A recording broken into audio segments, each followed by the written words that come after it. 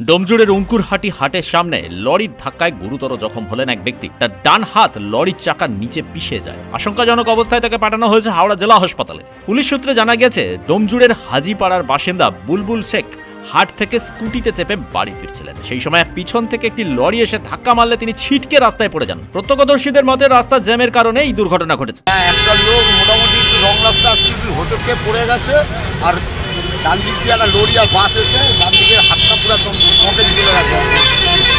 পুরো রাস্তা পুরো জ্যাম আছে, এখন রাস্তা গাড়ি ঘোড়া চলছেও না। ধরতে গেলে আমরা রাস্তা অবরোধ করে দিয়েছিলাম। খবর পেয়ে নিবরা ট্রাফিক গার্ডের পুলিশ দ্রুত ঘটনাস্থলে এসে পৌঁছায়। আহত ব্যক্তিকে উদ্ধার করে হাওড়া জেলা হাসপাতালে পাঠানো হয়। ডোমজুড় থানার পুলিশ লরি সহ চালককে আটক করেছে। ঘটনার তদন্ত শুরু হয়েছে। দীর্ঘদিন ধরে শুক্রবার অঙ্কুরহাটিতে হাট বসে, কিন্তু সেই হাটের জন্য কোনো সমস্যা হয়েছে বলে মনে করেন না স্থানীয় বাসিন্দারা। না না, বসার কোনো কারণের কোনো হচ্ছে না, বসার কোনো কারণ নেই। মোটামুটি গাড়িরই প্রবলেম। আচ্ছা, এই রং রাস্তায় এই যে গাড়িগুলি আসছে এইটাই প্রবলেম, আর কিছুই না। আচ্ছা, এই দু চাকাগুলি যা একটা সাইড করে আসছে, হ্যাঁ, মোটামুটি যে বড় গাড়িগুলি যেগুলি যাচ্ছে ওগুলি তো সামনে যেতেই হবে।